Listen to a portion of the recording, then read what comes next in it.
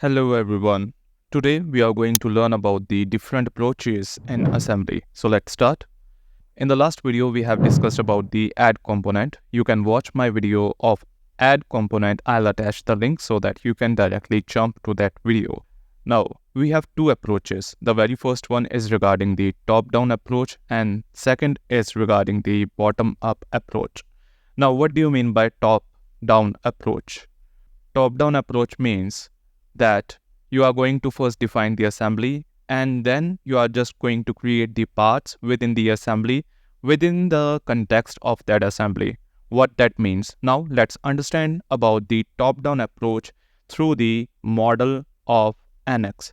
Now if I just go and click on new component, it is going to create a component within the assembly that is said to be as top-down approach.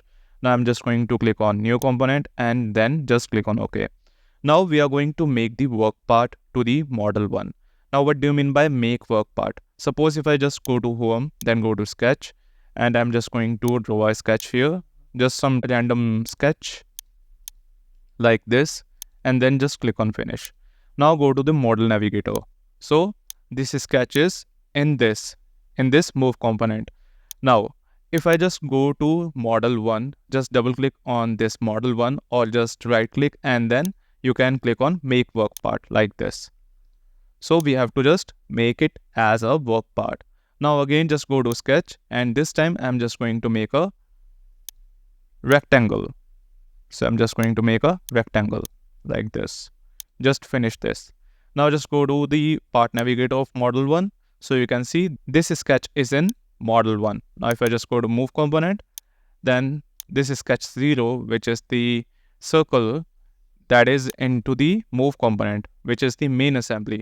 Whereas in the model 1, we have sketch 1. So this is why we need the make work part. Now, if I define a model here, like if I start modeling here, so I'm just going to make a cylinder, a simple cylinder. So for that, I'm just going into the sketch on this face. Just click on OK. Now I'm just going to project this outer curve. So just go to the mode and then project curve. Here should be entire assembly. And I'm just going to have the offset of this. I think 50 mm is enough. And then click on OK. Just click on finish. Now extrude this.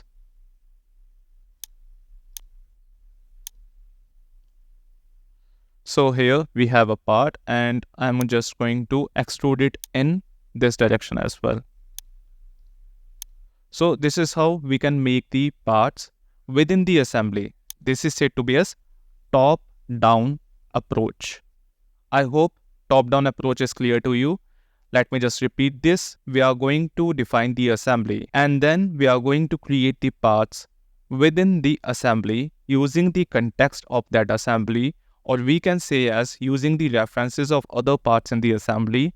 That approach is said to be as top-down approach. And the reverse of this is said to be as bottom-up approach.